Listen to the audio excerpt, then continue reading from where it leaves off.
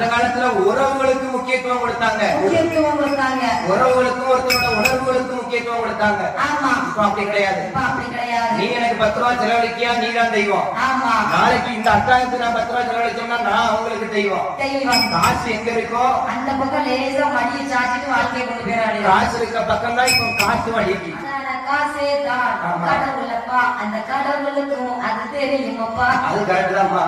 திருச்செந்தூர் கோயிலுக்குள்ள போனா 300 ரூபாய்க்கு கொடுத்தா முருகனை கிட்ட போய் பார்க்கலாம்.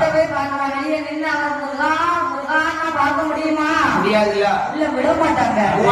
அதே ஐயப்பன் கோயில்ல எவ்வளவு பெரிய பொம்மனா இருந்தாலும் போக முடியாதுல்ல, கிட்ட போக முடியாதுல்ல.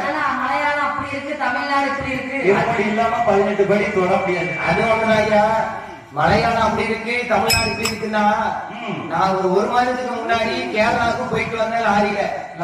அப்படி போயிட்டு வரும்போது இந்த செங்கோட்டை பாடுற